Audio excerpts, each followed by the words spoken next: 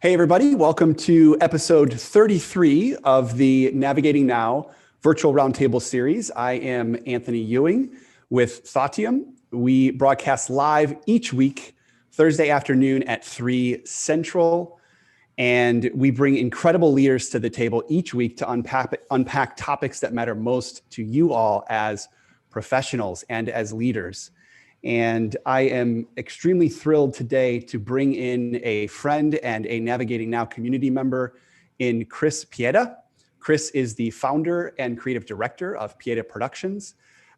Chris recently started a business of his own, and he's not only navigating, but he is innovating and creating in the content creation space, supporting brands as they grow. And we're going to be talking all things content, social media, digital media, and particularly how you can grow both your personal and professional brand through visual and creative. So there should be something here for everybody. That's really the goal for our series for Navigating Now. It's to bring relevant topics to you all, to unpack them, and to really meet the changing marketplace as it comes at us very quickly these days. And so Chris has really been at the forefront of helping brands grow and tell their story and do that through creative channels. So Chris, thank you so much and welcome to the Roundtable. Hey, thanks for having me. Awesome. So a couple of housekeeping items for all of you who are joining. And I see we do have a few folks in the Zoom room. Thank you so much for joining. We're incredibly excited to have you. For those of you who are joining via Zoom, of course, you can ask questions through the chat box. You can do that either privately or to everybody. You go ahead and just type in the chat box, say hello. We also broadcast each week to LinkedIn, Facebook, and YouTube. And we get a lot of folks that are tuning in via LinkedIn. So we want to say hello and welcome our LinkedIn community. Those of you who are stopping by through the feed or who are tuning in on the scheduled event, thank you and welcome. And we hope you're getting a lot of value from these discussions. You can say hello in comments on any of our social media platforms. I'll be kind of poking throughout the episode. And if you've got any questions for Chris that you'd like to ask him live, we would love to field some questions towards the end. With that, let's dive in. So Chris, but right before you and I got on the line, you were kind of getting yourself situated, and you said that you were going to post something on Instagram, and you're going to have people swipe up to view. And I was so impressed that you had the swipe up feature, because I know that it takes a certain followership, a certain level of influence to have the swipe up feature. It's a little bit of a badge of honor, whether you like it or not. It also increases access to your community in ways that the typical Instagram folks like myself have. Tell us a little bit about, before we get into kind of you and your story, tell us a little bit about how you're using Instagram today and how that might have evolved over the course of the last few years. Mm-hmm. Yeah, so my main focus on Instagram is kind of my personal brand, not so much my client work. So on my Instagram, I post photos of Chicago, portraits of people, and then that kind of feeds into my YouTube channel, which I just started, where I kind of teach photography, teach creative business. So I try and add value in like each of my Instagram posts, whether it's like a city shot where I break down the interesting components of it and like why I decided to post this shot versus a different shot. And also small tidbits about the actual business and stuff like that. I've also been using Instagram Reels a lot recently, since they're really powerful for like organic growth. They're kind of like what TikTok was a year ago, where if you're posting on there, you're getting a lot of new traffic. Especially, I think one big reason is because there's no way to pay to win on Reels right now. With Instagram, you have like paid advertising where you can put your post in front of people. On Reels, that part of Instagram doesn't have any paid ads yet. So right now it's just like the best content will rise to the top. So you should just be posting your highest quality content out there as much as you can if you want to take advantage of this really like awesome growth tool. Yes, I love that. And again, I want to get to your story and even introducing you, but I just think there's a lot of value upfront in even talking, light social media strategy, Instagram, because one of the things that we've realized through 4 years of content creation here at Thoughtium is that it's never too soon as a business, and particularly in our case, a client services business. We're a consulting firm. We're not selling, juice or T-shirts or music. We're selling consulting services. And we've learned that it's never too early to not only explore on these social media platforms, but to produce valuable content and perspective on a regular basis in a way that might even feel uncomfortable. And I feel like Instagram Reels is maybe yet another channel for us to explore earlier than the entire marketplace, right? Before the entire marketplace kind of gets there. And from what I understand, Instagram Reels is also a key driver to click-through and conversion and commerce, right? So for those organizations out there looking to increase their kind of footprint and their reach, and also potentially convert, Instagram Reels is a breeding ground, correct? Yeah, it's a really powerful tool for that. A lot of the time, companies might think that like TikTok and Reels are just kind of for kids to like play around in. Yes. But there's a lot of really valuable information.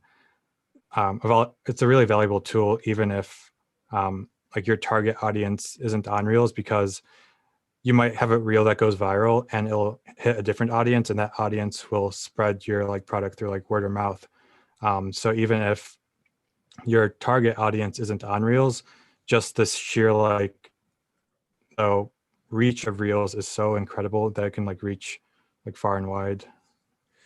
I want to talk about social media a little bit, and I almost want to try to make this statement again, because I feel like I've been trying to make this statement for the past maybe 2 years.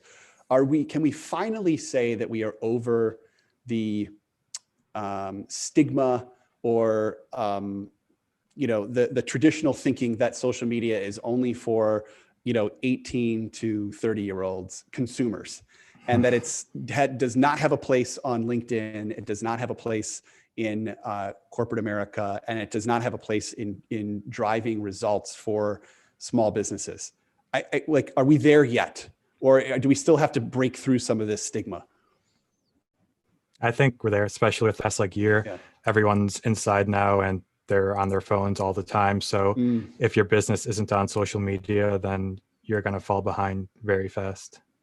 I love that. And, so today the title of the episode is really, how do you focus on your small business as a media company? And I want to unpack that in a little bit, but I think you just touched on this, Chris, that social media and content creation, and let's call it putting a perspective out in the marketplace, is no longer a nice to have. It's no longer a marketing or a brand tactic. It's the cost of entry for any organization to thrive, particularly in a volatile marketplace, and more particularly in a year like 2020 when nothing was face-to-face and everything was digital. You can tell I get really excited about this topic. So here we are, 10 minutes in, and I haven't even introduced who we have on the line. But that's good, because I think there's just a lot of interest right now in social media and its role in entrepreneurship, personal brand management, and really driving results and growth for a company. Chris, you have such an awesome story, and we tend, the Navigating Now platform tends to attract entrepreneurs, business owners that have these great stories where you're kind of doing one thing and you saw either an opportunity or you came to an inflection point in your life and you decided to go in a different direction. We use the term pivot. That's not what you did. In learning more about you, Chris, you really kind of took charge of your career and your destiny as a creator and as a professional. So tell us a little bit about you, and tell us a little bit about your journey over the last couple of years. Yeah, thank you for that introduction. You paint a really good picture of me. So I graduated college. I'll start with that. I graduated in 2016 with a degree in chemistry. And I went right into corporate America with that. I worked for a food manufacturer doing quality and regulatory work, and stayed at that job for a few years. During that time, I bought a camera just so I had something to take pictures with, like on a vacation or whatever. And my passion towards like that camera grew. I would go out into Chicago, shoot cityscapes, shoot portraits of people. And it was just like a really fun hobby. and I really enjoyed it. At the same time, I wasn't really feeling fulfilled with like my work life. I felt like that was kind of lacking. I didn't really want to be in the big company, like corporate America type thing. But I also didn't really know where to go from there because I spent like my whole life trying to get to this point with my college education, all of that. So it was kind of a hard conversation to have with myself. But the more and more like I thought of it, I knew I wanted to like start some sort of business. And being very into photography, it made sense to kind of turn that passion into that business. But I had no idea where to start. Didn't know where the resources were, where to find out how to make money to keep this business viable. So I gave myself kind of a test in 2019. I'm into running and like biking and stuff. So I had my eyes on like the Ironman triathlon. And I told myself if I could complete this race that will take like a year of training every single day, I have what it takes to start a business. So a year later, I finished the race. And a few weeks after that, I go like headfirst into like learning how to build a business. I put in hours like before work, during lunch, after work, just researching how photographers make money online, finding out on YouTube how to start a business, interviewing people that have found success in this type of thing. Because one thing I found really valuable is pretty much no matter what your goal is or what your dream is, there's someone that has kind of done it too. So if you find that person, you can find a blueprint for yourself. So all of those resources kind of helped me in starting this company. So in early 2020, I was starting to reach out to clients in the food and beverage space, mainly coffee shops, restaurants, offering my services up to do product photography for their business. And towards like February, March, I was getting positive responses and had some clients lined up. And then, as we all know, in March, lockdown happened here in Chicago. So everything shut down and all of my clients fell through. And that was pretty discouraging because what I've spent months trying to build up just kind of vanished. So I spent a few weeks kind of feeling mopey, not really want to do anything. But then I went back into it, talked to those clients that I'd lined up and offered to do this work for free, pretty much just in exchange for some products. And they agreed this would help me like kind of get more portfolio work, build up relationships with clients, and it would help these like businesses struggling during these tough times too, help them with like their content game, help them get content for mobile ordering, which was like becoming a huge thing then. And as time went on, I started doing more and more of these shoots. Then I started reaching out to companies that were kind of thriving during this time, like mail order coffee, because if people weren't going out to coffee shops, they were buying their coffee online. So those companies were doing great. Finally, I got a client that was willing to pay me, like a large client. And that kind of told me, well, if I could get one, what's stopping me from getting more? And that's kind of when I quit my job and went full time back in July. Yeah. That's, a lot of people might hear that and they would say, well, pretty, typical entrepreneurial progression, right? Obviously a go-getter as somebody who, did you say you completed an Ironman? Yeah, last 2019. Okay, that's wild. I don't know why, like you and I haven't connected on that. That's very much a big part of my past as well too. So, you've obviously got the mentality, right? And I can equate a lot of the way that I go about challenges with the way that I would go about training for an Ironman. It is a year commitment. And one of the most exciting aspects of training for something that big, whether it's a marathon, a half marathon, an Ironman, is the idea of kind of setting a goal, having a singular date, and then reverse engineering it. But there also was this point where, it sounded like you had a decision to go all in on this business, even prior to having a significant book of business, which is a decision and a risk that a lot of people don't take, whether they're solopreneurs or whether they're starting a client services business, particularly in consulting. Most small consulting organizations start when one or a few people are doing enough side work, right, outside of their 9 to 5, to where they've got confidence and proof that they've got kind of a viable offering. It sounded like, you had a degree of confidence that, or maybe you just had a sense of urgency that this requires 100% of your time.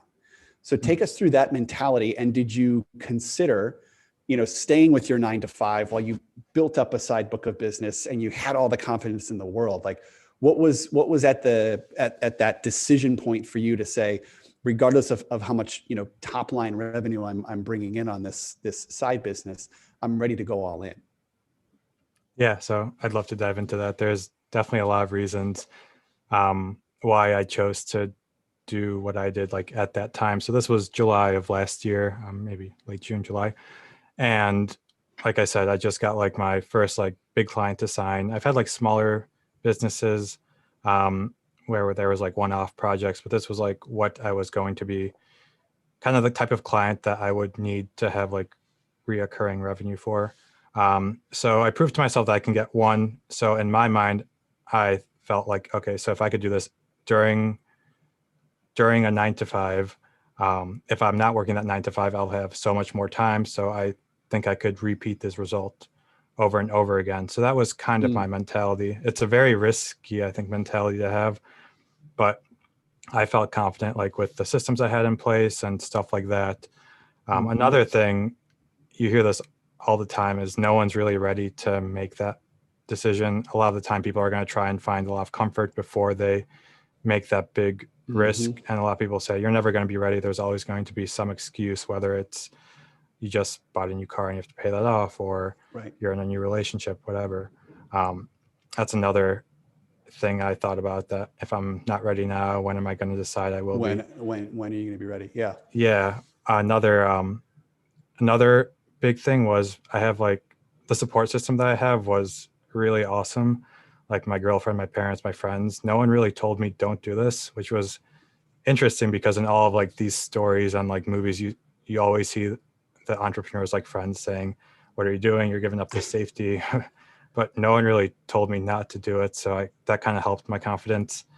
And the last thing, this is kind of funny, my like annual review was coming up at my job and I just didn't really want to deal with it. Didn't want to deal with like that last like corporate bureaucracy. And that was kind of it's funny. There are certain moments or certain signs that you get that are seemingly very small, but you look back at them and you realize what a massive impact they had. Like that moment where you just didn't want to go through the 60 to 90 minutes that it would have taken to prepare and do your annual review.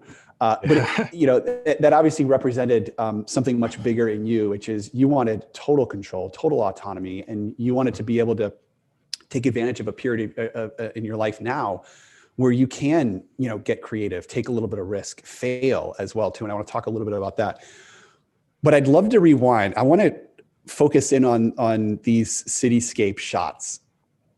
Because you came to us by way of one of my teammates. Her name is Madison. I hope she's tuning in today. And she mentioned that you kind of made a name for yourself, if you will, here in Chicago for taking these cityscape shots. And I'm so fascinated by how the kind of early seedlings of a business. It's never somebody going and getting their MBA or sitting in a room and building out a business plan. There are always earlier indicators that you're onto something. Was it the cityscape shots? If so, tell us about that. Like, how did that start? Was that a passion of yours? Did somebody request that you start doing these shots? Where were you posting them? And how early on were you maybe, and what indicators were you getting that informed this decision to start a productions company? Yeah, so that's I guess how I got my start in photography. You mentioned Madison. I'm good friends with her. I met her when I first moved to Chicago. And yeah, I would go out. This is like 2017. I'd go out like almost every weekend, Saturday, Sunday, for sunrise or sunset, and just walk around the city and try and capture like beautiful photos. And if you go to my Instagram and scroll all the way down, you're going to see all these really terrible photos that I took. But those were like the cost of the barrier to entry to get into like photography. You have to do a lot of really like sucky stuff to actually get good. And with that, every time I went out to shoot, I kind of tried to shoot like with intention. I didn't just go out and press a button. I tried to figure out why a certain photo was better than the other ones. When I got home, I would try and analyze these photos saying, okay, this worked, this looks good. This one doesn't look good. I'm not going to try that method anymore. So it was kind of like this almost like scientific method that I learned in college, that just analyzing my previous like work and trying to like improve upon it, eventually getting to a point where I feel like very confident like sharing my work on Instagram, and just wanted to like keep creating for the sake of like creating. And was Instagram the platform that where these cityscape shots kind of took off? Yeah, I was pretty much only posting on Instagram. I tried other platforms, but there wasn't like any room for growth really. I mean, like Facebook, you don't really get much traction. This was before TikTok, so there wasn't really another place to post these photos. Mm-hmm. Did you, and did you have a goal of, were there metrics that you were looking at when you started to build a following on Instagram? I mean, were there a certain number of followers or like, I mean, what were you after? Or was Instagram truly just a place for you to place your art? Yeah, so I guess when I first started, it was interesting seeing like likes coming in and gaining followers. And the more I did it, the more I realized that my content, one post I might love and it might get a few likes, one post I might think is okay and people love it. So the metrics from post to post don't really mean anything to me. The important thing to me was posting consistently and in like the same kind of niche, same style. So in 2018, I had a goal of posting a photo every single day and kind of breaking it down for people. And I did that. And some photos did really poorly that I loved. Some did really great that I thought were okay. And I don't know why. I like to think that I know about a lot about photography, but if you look at my Instagram metrics and you ask me which one's going to do great, then I can't really tell you. Yeah. What is the the psychology of that kind of repetition? I know that there's the repetition, and for example, your 2018 where every day you posted, I know that does well for the Instagram algorithm, but I also know through personal experience that consistency also feeds my sense of creation and creativity. What is that consistency for you? Because I mean, in social media marketing, in digital, content creation, everybody talks about consistency. Posting consistency is one of the most important things. And I think we always hear that and we think, okay, well, yeah, because of the algorithm, right? Like you want to have that consistency and it feeds the algorithm and it puts you kind of towards the top. But as a creator, if consistency maybe is a key ingredient, tell us a little bit about that. And what are some of the other necessities for you as a creator?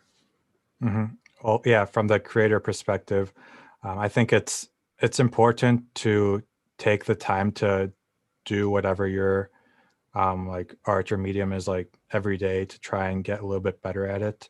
And I've heard a lot of like interviews with top performers and like photographers, videographers, artists. They set aside time to be creative. There's no such thing as like inspiration just hits and you create. You have to set aside time and just try and do something for like an hour or two. And that's how you like learn. I'm like really big on habits and just repeating stuff over and over again. And like when I look back at all like the successes I've had, they've all like come from just repetition, doing the same thing over and over again and trying to get a little bit better at that every single day. Because doing something infrequently, it's not really, at least for me, I'm not going to build up any skills doing that or anything of value. Okay, so repetition. What are some of the other necessities for you as a creator?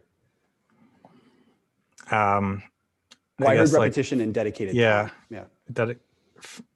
Lack of like constraints into what you have to create. I think that's good. Let's talk about that. In a world where everything that we're seeing, I shouldn't say that. We're in a world where it's very easy as a creator to see only within the constraints of a landscape canvas for Facebook, a vertical canvas for Instagram stories, like the parameters in at least social media with which we have to create are very specific. So how do you create a space for that kind of unchained, untethered creativity if that's a necessity for you. Yeah, so that there's kind of like two sides to it, because on one side you have to like be posting consistent content, like you said, in like a certain way that your audience knows that you're going to be posting.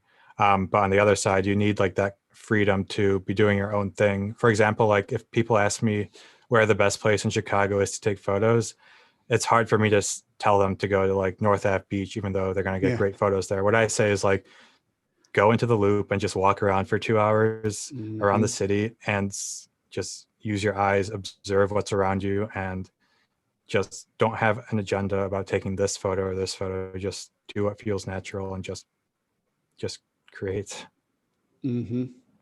Okay. Yeah, I like that as well too. I think another maybe unrestricted, unconfined, undefined space is also, and I'm realizing this more in the virtual world, is also conversation. You know, when you can kind of creatively spitball with other folks, I find that that offers a level of creative awareness, creative exploration that sometimes you don't have yourself. As like for me, when I sit down and I try to create within a Final Cut timeline, right? You're talking very specific markers, very specific durations, and ultimately it's headed to LinkedIn or Facebook or Instagram. So even more parameters. When I can step out and I can have untethered conversations with other creators and play a little bit of kind of yes and in these conversations, start to almost verbally design outside of the confines of what we're designing for every day. That tends to sharpen my creativity as well too.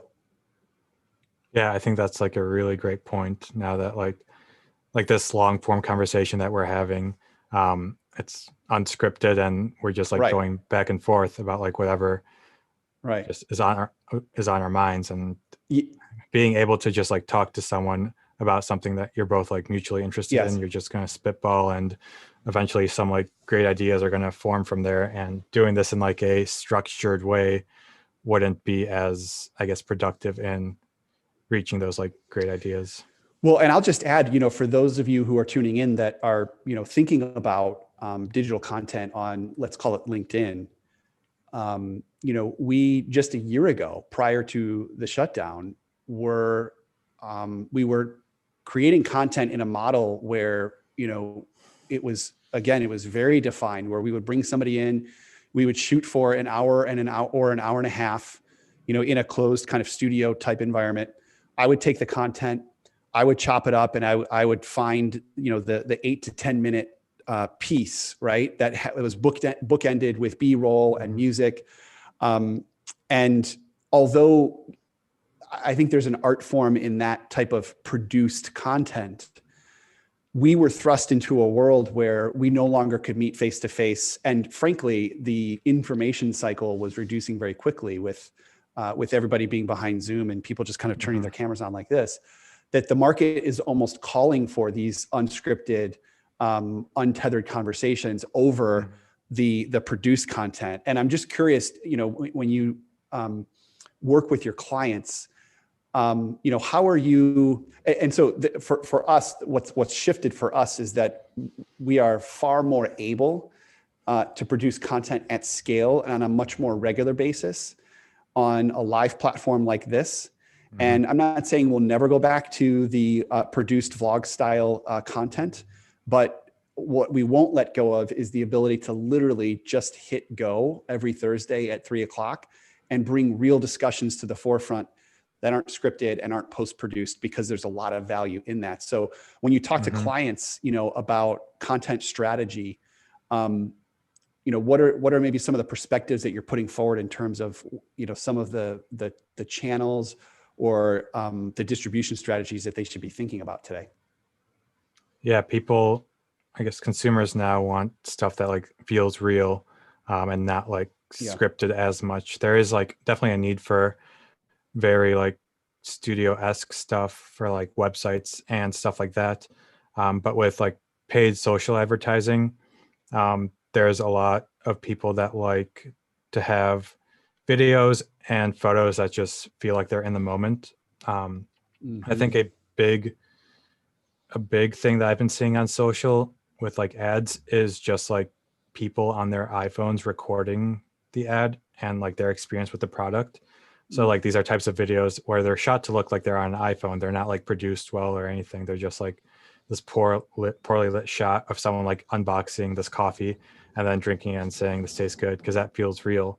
And I don't know the metrics behind like whether these ads are any better than like a scripted one where like an ad that costs like thousands to produce versus an ad that costs like maybe a few hundred. But there is definitely a need for both, I think, in people's content strategies because people want to see like that real experience. They don't always want to see those flashy like studio photos. Mm-hmm. If you think about the generation that is coming up, you think about how, I think about how, designing for the younger generation who, came up on mobile devices, who came up in kind of this social media / reality TV type world. Mm-hmm. And, you have, 8 to 15-year-olds who spend, 3 to 4 hours a day watching first person YouTube channels of other kids opening toys or playing with slime or unwrapping, packs of baseball cards. And I just wonder, like, how will we design for them? In a 2030, 2040 world. Have you thought about that? I mean, does the creative almost essentially go, does the creative die because, everything is so immediate and so firsthand and so raw, and so kind of pick up your phone and shoot it? Like, is there still a place for the creative? Is the creative still the variable? I do think so. I think what is going to go away is like the really big ad agencies where it's a bunch of people in a room trying to decide on like this one sentence that you're going to put as like copy or like you're going to say during this video. The Mad Men. Yeah, that's going away. I think what's here to stay is going to be like the really small like agencies or single like one person shows where it's just like one person and they have like the freedom to be as creative as they want. Because I think with advertising, people are finding that there's no like clear metrics that say like, okay, this definitely, because we had like this copy, we're getting like that younger generation like conversions from them. I think that kind of analysis is going to go away and it's going to be more almost like volume of content versus the high quality of content. Because like those channels that you're talking about where people are just like unboxing something or looking at like Pokemon cards or whatever, those are videos that like are cranked out like on a really fast paced basis. So I think companies are going to have to be able to create on like a fast basis like that. And the smaller companies that don't have like a large budget or whatever are going to have to be doing that themselves at like a basic production level. I'm kind of rambling here, so I don't know if I answered that. I love it. I love it. I mean, I love getting in the weeds on this stuff because, what I'm so excited about are these are the types of questions that, we, a small consulting services organization, are asking and thinking about. And like, we're not in the social media game, right? Like we have right now, we don't have this motivation or even a necessity to amass, tens of thousands of followers on any social media platform. The work that we do is very relationship based. It's through the value that we provide in our services, and it's expanding relationships within organizations. At the same time, the community that we build and the reach that we have and the impression that we have is amplified by the way that we're able to communicate it on social media platforms. So for me, it's not only a personal interest to think about the future of social media and how you can effectively and creatively communicate on social media platforms. I believe it will be the cost of entry for any, and is the cost of entry for any small business that wants to create a very specific brand, whether that's through products or services. And I think that brings me to my next question. As you talk to prospective clients, how do you make the case for digital content, brand development? How do you make the case for your work today? And I know it's showing your work, but how do you make the business case for an investment in content development and brand development?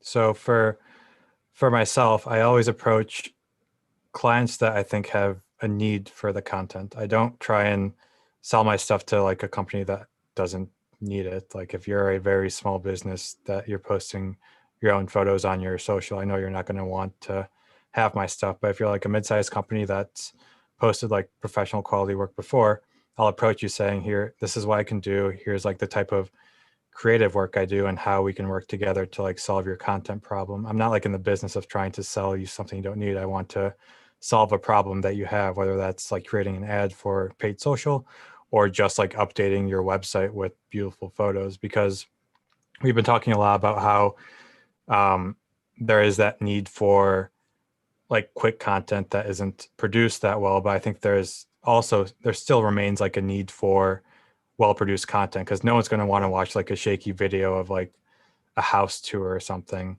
Right. or like a product. You want like something well-produced, but there's also like, it's a balancing act because you do want to see that real experience. So personally, like I only approach clients that I think would benefit from my work in that way. And the creative changes based on client to client, because sometimes I want like full creative control because I have like some awesome ideas. Other times I think that together we can create something really great. So it kind of depends on a case by case basis with like my approach. I love your answer. And, we can absolutely relate to it. In the type of work that we do, there's absolutely a space for formatted, off-the-shelf solutions, which oftentimes require a formatted off-the-shelf pitch, some sort of sell, some sort of upfront proving of ROI. And I know in a competitive marketplace that can be very effective, but what always trumps that, right, is A, relationships, B, being able to go in and solve a very specific and very personal challenge or obstacle for an individual or an organization. And that is scalable.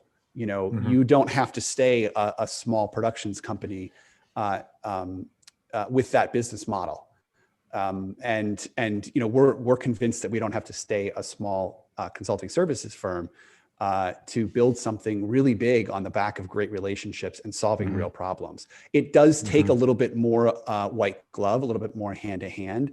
It does take a little bit more unique perspective, nothing canned, and it surely does not require some sort of pitch. So, I appreciate your approach. With that being said, I know that there are a lot of small production companies. We are in a gig economy now. So, even we as a small business have access to all kinds of freelancers and solopreneurs who, do really good work in the digital space, in the creative space.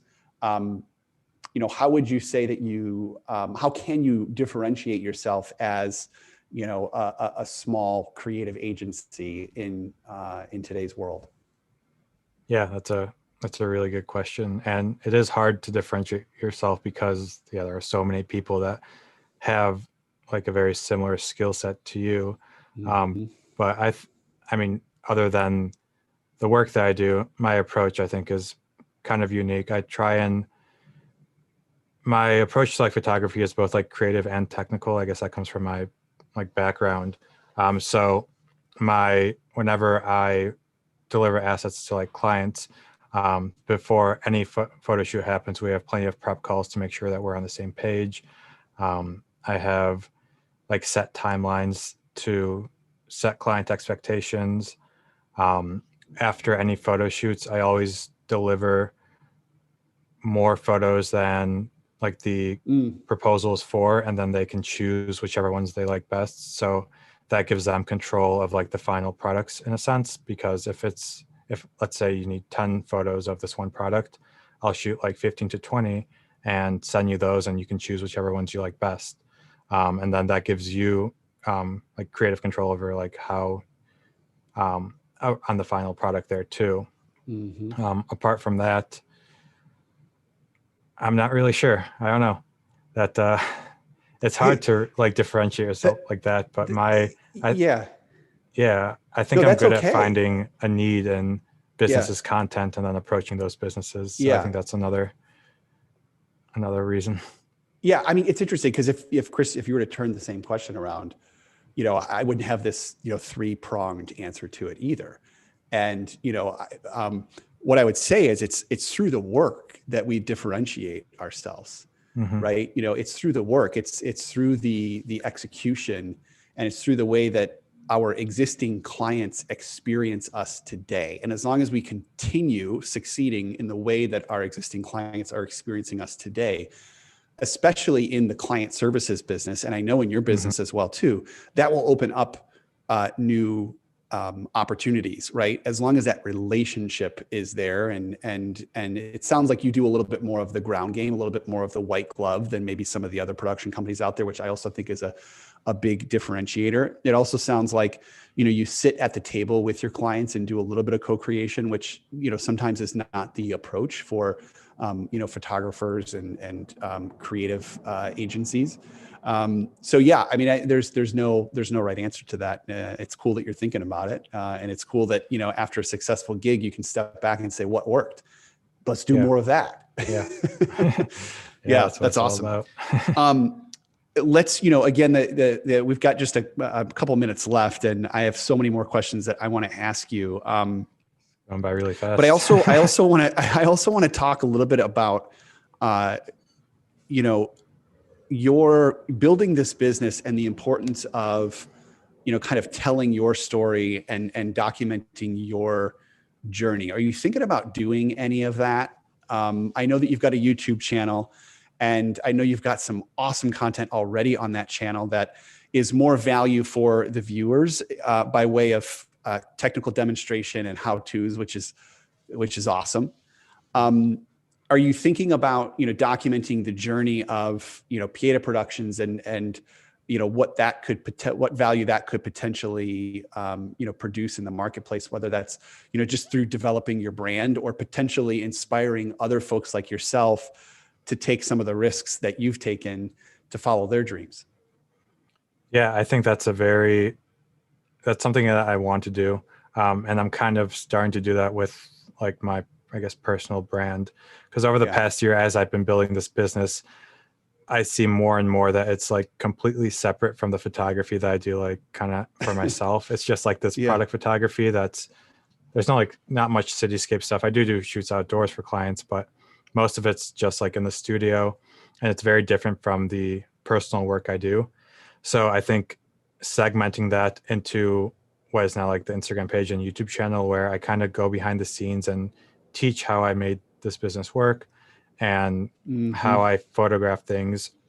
I'm kind of like the person behind the scenes, and I can walk people through that process and have like an open discussion on Instagram, live sessions, what have you, about how others can kind of make this work. And there is a lot of value in that for other people. This YouTube channel is almost like starting a new business, and the time it takes to actually record these videos and get it up and running. I know. So I'm kind of struggling to make them both work as like one person. So I'm working this year. I'm trying to find a balance between Pieta Productions and I guess just me, Chris Pieta. So finding that balance is going to be important. I don't know if I'm going to hire someone on to help with like editing or something, but these are like questions that I'm asking myself now while I'm like in these early stages of building these two brands. And I'm going to look back in a couple of years and like look fondly on these like decision points. So, I know this is interesting times. Yeah. And you again, you may not have the answer to this, but I want to ask it either way. Is there intention in building your personal brand and your Pieta Productions identity separately? What's the strategy there?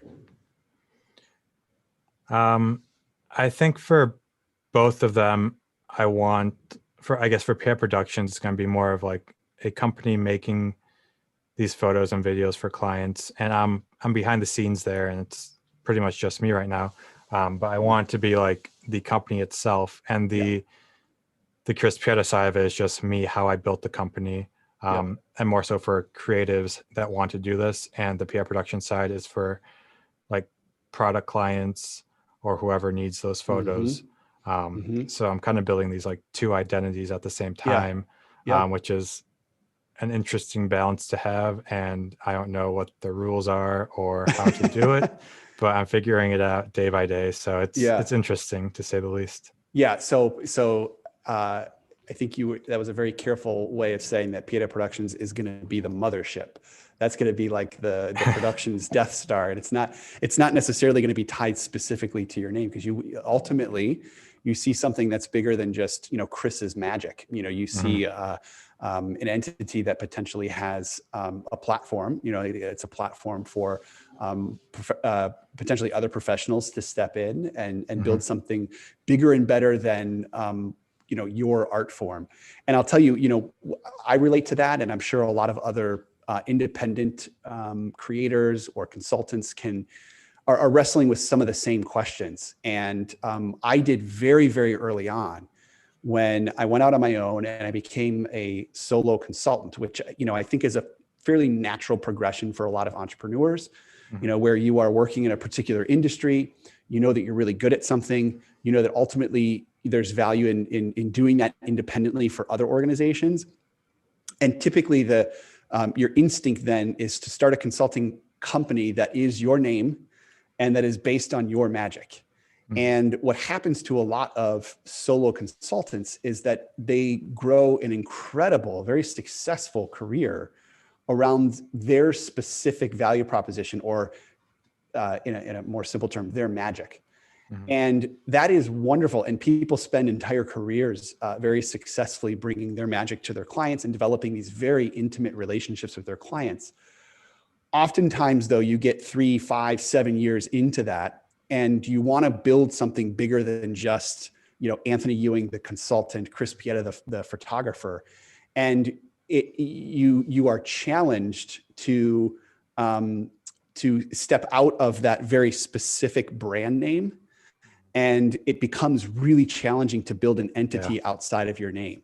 So I think you are in the right direction, in that if you think you want to build something bigger than just your first last name, you should start with that end in mind, and you should create an entity that is Pieta Productions, and you should run parts of your brand through that. But you should allow it to be this kind of bigger, living, breathing platform that is more than just your magic. It's your perspective. It's potentially other people's perspective. It's a little bit of community. And and ultimately it's more service lines as you start to grow. So that's kind of why I asked the question, and hopefully that's valuable to folks who are out there that are thinking about going out on their own. If it's one thing to go out on your own, if you're thinking that it's something bigger than that, you should start day one building that thing. Day one. Nobody should feel like they have to hang a single shingle for 2, 3, 5 years before they build a bigger company. You can start building that company as a shop of one for many, many years. And then when it's time to bring new people in and new service lines in, you've already kind of built that awareness in the marketplace. And Chris, it sounds like that's what you're doing. And that's the way that, we've experienced you in the very early phases of building your company, is that, this is something bigger than just you, and this level of creativity extends beyond your skill set. And I want to commend you for that. Thank you. Yeah, that's exactly how I'm kind of approaching it, especially these past few months. You've just pretty much said everything I would want to say about that. What kind of really helped solidify that kind of mindset in my head? I read a book called Built to Sell. It's just a classic, how you should structure your business. Even if you're a service business, structure it as much as like a product business as possible. And so that you could take yourself out of the picture as soon as possible, even though it might be your name or you might be doing all the work. You should be able to train someone else to be able to take over, and you should have minimal input eventually. So it's a very hard hard thing to do in a service-based business, but thinking with that mindset, I think, is a very powerful way. Like, Built to Sell, great book. And the book is great. I've read it. It's also, it's when it comes time to build a team, it's a lot harder to unwind an organization that's been built on your name and then build a team around whatever services that you're providing. So that's another like really positive byproduct of starting a brand that is outside of your name, is that you can begin to develop values and processes and governance and tools and offerings that are not, hedged on your first comma last name. And you can start to build an entity that is even, stronger than what you have to offer. And that then becomes, as a leader, it becomes a lot easier to invite people in to your company, because it's a lot more diverse than just kind of your tunnel vision. So I'm such a big fan of reverse engineering, building larger organizations, and the tools that we have to do that today, to build brand that's bigger than just, your name in the yellow pages. The tools we have today are just incredible to do that. And so, I just, again, I commend you for kind of taking that approach, and, I wish you luck in building the rest of your business. I think we have maybe time for one more question. We always love to get a little bit tactical towards the end of these episodes. And I'm sure if a few folks on LinkedIn that are tuning in were sitting here, they might want to ask, like, Chris, what's a tip or two that you can give small business owners when it comes time for them to think about, their brand, or even the visual aspect of their business? Yeah, that's a really good question.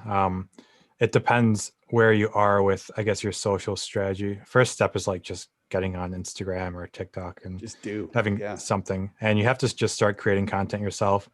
Get your phone and just start taking pictures of what you're doing, talk about what you're doing, do it yourself until you kind of you get in the habit of it. If you've already been doing that, then you're considering outsourcing. You have to just ask yourself whether you want to pay someone to do your content strategy for you, or if you want to devote your own time to it. I think that's a big fork in the road for a lot of businesses. If you want to continue doing your own content, that's great. There's a lot of resources out there for learning how to use like a camera, how to use better lighting. One tip that, I guess, I don't know if it's a controversial tip, but just see what your competition is doing and kind of copy them with your own spin on it. Like if you're a coffee company and you see this company is really successful on Instagram, take a step back and try and figure out why, and kind of incorporate what they're doing into your strategy, and use like visuals that are meaningful to you, but also have elements of like what they're doing, because it's like a proven blueprint to work almost. So do your best to not like straight up copy other people, but take inspiration from others in your own like social media strategy. I love that. And I'm totally a subscriber of that. Nothing that we do hasn't been done before, and nothing that is truly great is, completely created out of thin air. How you touched on something about like this decision point that we as small business owners sometimes have in terms of, do we continue to do this stuff in-house, or do we look to bring somebody like Chris in? How do I know that I'm ready, to outsource that? I know obviously it's a function of time, but like, what are some of the other indicators that, would lead me to make an investment in potentially outsourcing some of our content creation or our digital strategy? Yeah, I mean, you mentioned time is the biggest thing, but it depends on like budget as well. It depends like what tier of content you need, like how high of quality you need, because there's people out there that will do really great photography, really great video for like really cheap prices, like Fiverr and those like kind of freelance websites have, they have really good people on there for very cheap. If you want like a more customized approach to your business, kind of incorporating like your brand to it too, there's people like me that do this kind of stuff. And yeah, it just comes down to where do you want to allocate like your resources in the business? How much do you value investing into good content for social media? Are you a company that uses like paid advertising to get customers, or are you like a company that is like more word of mouth based? Mm-hmm. Because if you're doing paid advertising, then you need good content. But if you're a company, Yes. if you're like a really good restaurant, then you don't need great content. I mean, people will talk about how great you are. So it kind of depends on like what kind of business you are and where your client comes from and what kind of return on investment you can expect to make from that kind of content. 100%. And I think we're also learning it's also like channel specific. So what we're learning is that there are certain digital social advertising channels of ours that need a little bit more of a professional polish and approach. The website's one of them. You mentioned this. In the client services world, it's amazing how many people still go to websites to learn about your business. It's very real. You know, you'd think that in today's age, it's, you know, the Facebook page or Instagram. But in consulting services, we have a lot of people that go to our website to understand, you know, they've had a great conversation with us, or maybe they've seen one of our episodes, and they'll go to thoughtteam.com and they'll want to know specifically what we do and how we do it. And we're learning that that is a specific channel that, you know, it needs a little bit more than just, you know, my elbow grease, if you will. So I think it's I think that, you know, you can bring professional help in to help you with specific channels that need it. But I don't care, you know, how small or big your organization is, unless you are Pepsi or Coke or McDonald's and you've got these massive budgets to completely outsource all of your brand and brand strategy. You are a small business owner. You should be doing some of that on your own. I don't care, you know, how much budget or time you don't have. There's always time to tell the story through your own eyes. There's always time to come up with very organic, very low fidelity ways of reaching your community. And ultimately, people want to hear from you. They want to hear from the people who are delivering the services and who are, you know, running the company. So that's also a really long-winded way of saying that, like, people are not going to stop seeing my face in front of the camera. And truly, it's a very personal decision, you know, when you start to outsource this, because for me, for example, this is something that's very fun and I have a passion for it. I know for other business owners, this is not in their wheelhouse, nor do they even have a desire to do it. So if and when that's the case, you call Chris. And speaking of, tell our folks how they can find you, both your amazing cityscape images, as well as where they find a little bit more out about Pieta Productions. So for my product photography and like lifestyle stuff, my website is pietaproductions.com. It's Pieta Productions. And then for all the cityscape stuff, that's my Instagram. That's just at Chris Pieta. And those are the main two channels that you can reach me at. My email is on my website. All the information that you need would be on my website for that stuff. And if you have like any questions about cityscape stuff or just like starting in this type of business, just DM me on Instagram. I answer all of my messages. So just hit me up on there. I love it. Chris, I want to wrap up by thanking you. We are extremely proud to have you as a new member of the Navigating Now community. I even just over the course of the last month that I've gotten to know you, I've just been so impressed with your professionalism and your ability to step into, you know, any type of discussion, even if it's a text message from me at 10:30 at night talking about the episode tomorrow. So just really, really appreciate your creative confidence. As a creator myself, I'm inspired by folks like you who are taking risks every day and who are pushing the paradigm when it comes to, you know, helping brands tell their story. So just thrilled to have you part of the network.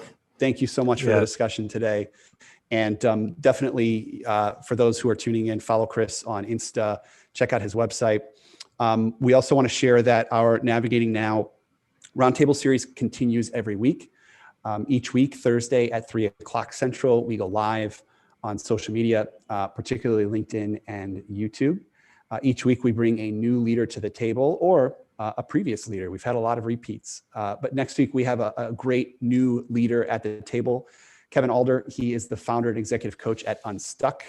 Kevin has an incredible practice built around helping organizations develop values both at the team and organization level. And he really challenges his individual coaching clients to create a value-based development pathway. And we're super excited to have Kevin at the table next week talking about everything coaching and leadership and how that has changed over the course of the last 12 to 18 months. With that being said, Chris, thanks again for your time today. Thank you all for tuning in, and we look forward to seeing you every week here on the Navigating Now Roundtable series. Have a good rest of the afternoon.